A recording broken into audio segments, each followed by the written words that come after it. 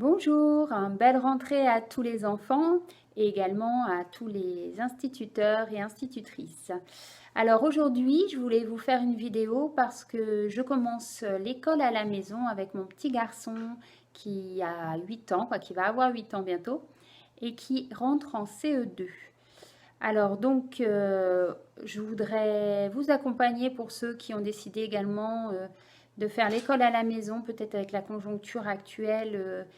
Ça a été également déterminant pour certains parents.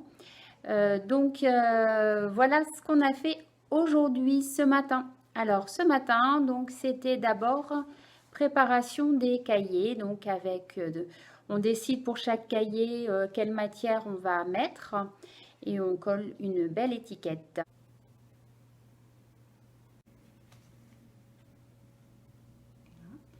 Ensuite, on a fait l'emploi du temps. J'ai vu ça en magazine, non? Merci.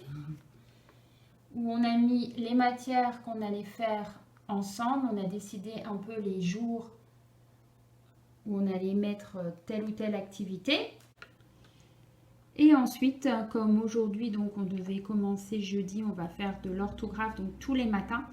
Moi, j'ai la chance, donc, puisque je suis orthophoniste, d'avoir un logiciel qui s'appelle Fury et qui est un logiciel donc, pour apprendre l'orthographe de façon ludique avec les enfants.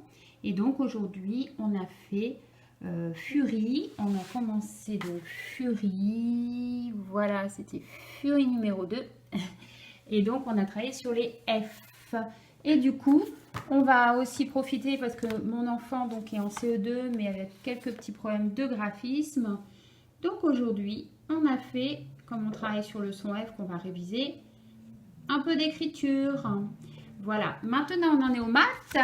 Donc on a commencé avec quoi? On va faire, merci, la bande numérique. Bon, donc là il y a une petite erreur. Bon, bah c'est pas grave, hein, le droit à l'erreur est permis à l'école, à la maison comme à l'école, j'espère.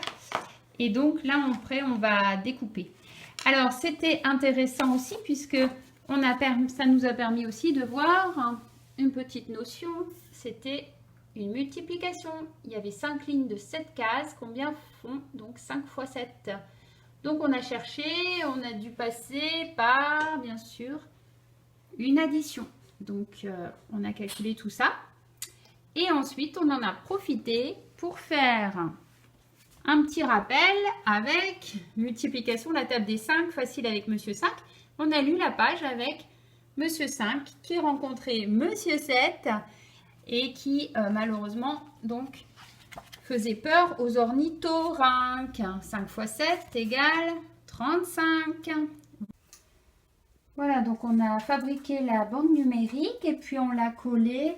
On est en train, comme mon fils il est en train de coller ça.